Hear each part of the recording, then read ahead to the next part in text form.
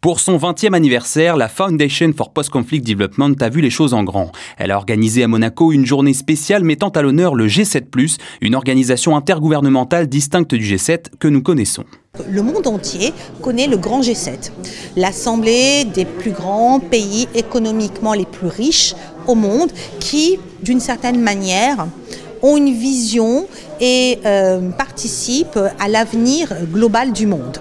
Et en parallèle, nous avons le petit G7+, qui regroupe une vingtaine de pays qui eux-mêmes se qualifient de fragiles et qui ont un statut d'associés aux Nations Unies et qui se sont regroupés pour trouver les moyens et surtout avoir une voie pour construire cette paix durable au travers d'initiatives particulièrement précises, spécifiques à chaque pays. Nous avons reçu il y a 2 ans une délégation du G7+, qui a été leur première visite à Monaco, qui a permis d'initier finalement cet anniversaire aujourd'hui. C'est à cette occasion que des personnalités membres du G7+, et des contributeurs importants ont fait l'honneur de leur présence à Monaco. Parmi eux, le président du Timor oriental et prix Nobel de la paix 1996, qui avait été l'instigateur du G7+, ou encore bien sûr la présidente du G7+, et ministre de la planification et du développement économique de la Sierra Leone. Tous ont pu participer à une table ronde et échanger tout au long de la journée sur plusieurs enjeux.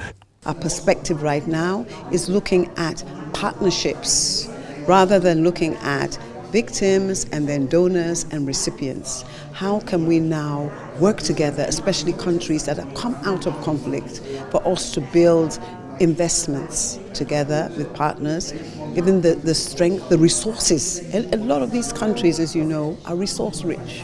And sometimes it's the resources, in fact, that cause the conflict. So how can we really utilize these resources to benefit the countries? How can investors from Monaco, because Monaco has done well in the last couple of decades, how can we benefit from it? War returned to doorsteps of Europe, to the middle of Europe.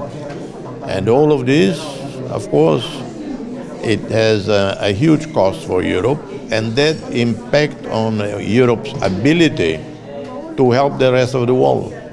So the war in Ukraine is catastrophic for all of us.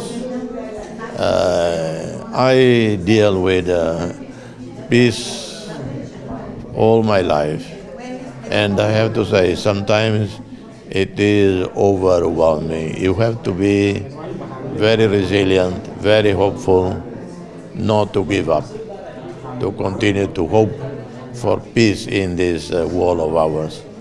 Le prix Nobel de la paix 1996, de même que les autres membres du G7+, ont célébré 20 ans d'action post-conflit avec la Fondation, mais ont également salué fièrement l'engagement de Monaco et de son prince à aider les États fragiles et des centaines de millions de personnes à travers le monde.